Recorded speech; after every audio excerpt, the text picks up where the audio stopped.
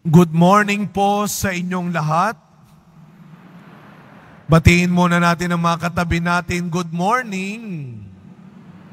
Mga kapatid, tayo po ay nasa ikalawang linggo na ng Adbyento. At sa linggong ito, mga kapatid, konting-konti na lang muli nating ipagdiriwang ang kapanganakan ng ating mahal na pong Jesus Nazareno. Kaya sa umagang ito, bigyan natin siya ng papuri at pasasalamat sa lahat ng mga biyayang ating natanggap. Maraming salamat, Panginoon. 16 days na lang yata ho at magpapasko na. At ito ang laman ng ating mga puso, ng ating mga isipan, ang pasasalamat. Nasindihan na po natin ang pangalawang kandila ng korona ng Adbyento. Kung nung nakaraang linggo, ang tema ng ating unang kandila ay pag-asa. Ngayon, ang ikalawang kandila ay ang kandila ng kapayapaan. Kapayapaan. Pwede ho ba ngayong umaga, ngayon pa lang, sabihin natin sa katabi natin, peace be with you. Yan ang pangalawang biyaya ng linggo ng Adbyento, kapayapaan. Pero mga kapatid, nakakalungkot lang pong marinig ang mga hindi pa rin mabuti at magandang nangyayari sa paligid natin dito sa loob at labas ng bansa. Bago pa matapos ang taon na ito, may mga humahabol pa. Mga kalamidad, trahedya, aksidente, gera pa rin sa mundo. At syempre, tayo po ay ginulat ng pagsabog kahit malayo tayo sa kanila. Nagulat tayo sa isa na namang pagsabog habang nagmimisa sa Mindanao. Sabi nga nung komento ng isang matanda, "Hi, Father, ang ingay na naman ng mundo. Ang gulo na naman ng mga tao. At ilang kaya sa atin dito? Ilang kaya sa atin dito ang nasa gitna ng gulo at ingay sa buhay niya ngayon? Bago matapos ang 2023, Lord, maghari pa rin nawa ang kapayapaan. Ipagkaloob nawa ng Panginoon ang kapayapaang hinahangad natin." Alam niyo mga kapatid, ito ang bigay ng Paskong darating sa atin. Ang katuparan ng pangako ng Diyos. Ano ang pangako ng Diyos? Ibabalik niya ang kaayusan. Ibabalik niya ang kapayapaan na sinira ng unang pagkakasala ng tao. Ano po ang unang pagkakasala ng tao kung babalikan natin? Disobedience. Katigasan ng ulo. Ang pagsuway sa utos ng Diyos. Sinabi ng lahat pwedeng kainin, pwera lang sa bunga ng punong ito. Iyan ang unang kasalanan, katigasan ng ulo ng tao. Kaya sa unang pagbasa, ang sabi ni Propeta Isaías, katulad ng mabuting pastol, ibabalik ng Panginoon ang mga tupang naligaw, ang mga tupang nawala. Napakinggan ng Diyos ang hinaing, ang tawag ng kanyang bayan. At lagi nating tatandaan, hinding-hindi magsasawa ang Diyos na ibalik tayo, na bawiin tayo. Kaya alam niyo mga kapatid, sa totoo lang ho, talagang gumugulo ang buhay. Maraming nasisirang buhay dahil sa katigasan ng ulo. Alam ng mga magulang yan.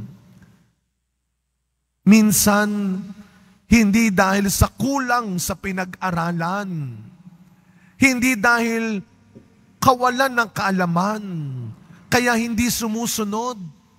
Aminin na natin ang totoo, dahil sa angking kayabangan, katigasan, kaya ayaw sumunod. Kaya nagkakagulo Kaya nagkakaproblema. Ito classic to na lagi kong ginagamit na halimbawa. Naalala po ba ninyo yung napakalaking signage noon sa EDSA? Inilagay nila yung malaking signage. Anong nakalagay? Walang tawiran na kamamatay. Naalala po ninyo? Ang laki-laki nun. Walang tawiran na kamamatay. Pero marami pa rin tumatawid, nakikipagpatintero sa sasakyan. Pinalitan nila. Walang tawiran may namatay. Pero ganun pa rin. May tumatawid pa rin. Kaya kinabahan na ako, baka ang susunod na ilalagay, walang tawiran papatayin. Ang tigas ng ulo Anong sabi ng magulang? Pag ang anak ay hindi sumunod, napalo, nadapa, anong sabi? Ayan. Ang tigas kasi ng ulo mo. Ngayong matanda na tayo. Ayan. Sinabi ng hindi sa'yo yan. Kinuha mo pa rin. Ginawa mo pa rin. Inagaw mo pa rin.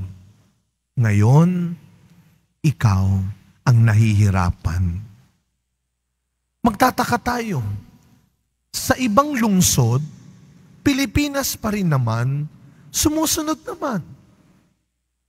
Sa ibang bansa, ang Pilipino, sumusunod naman.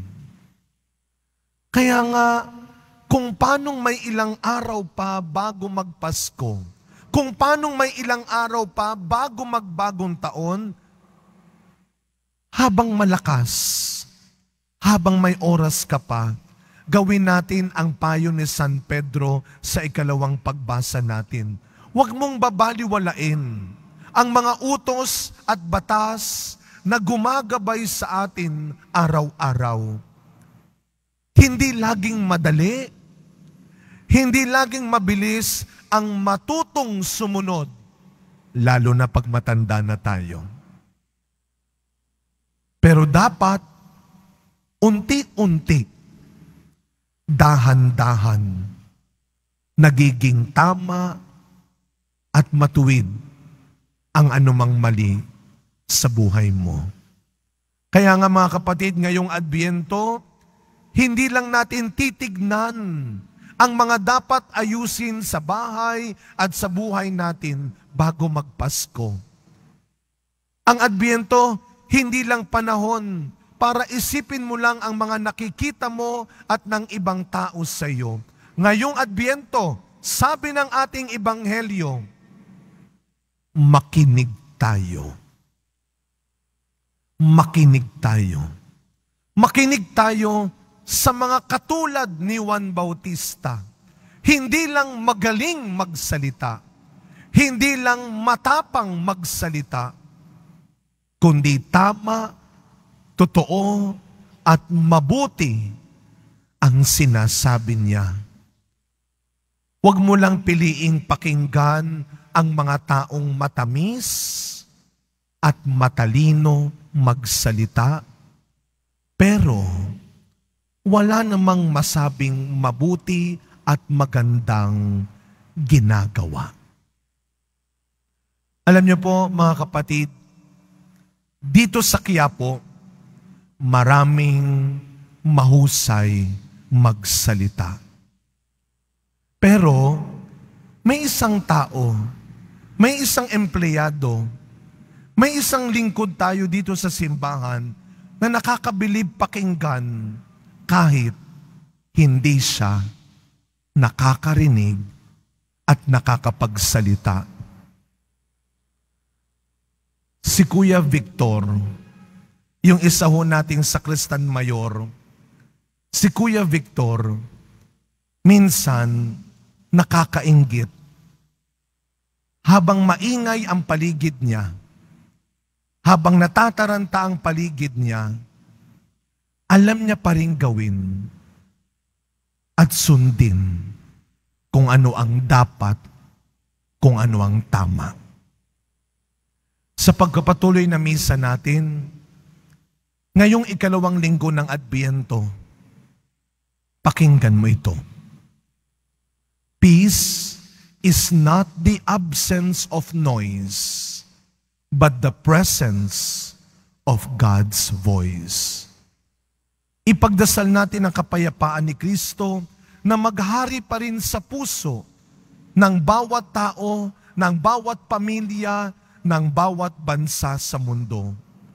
Kapayapaan na ibibigay ng tapat at tunay na pagsunod natin sa Diyos.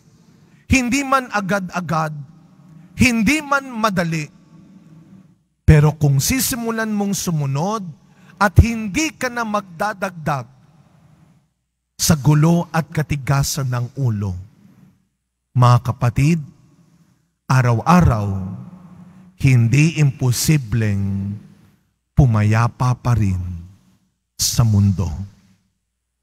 Peace be with you. Amen.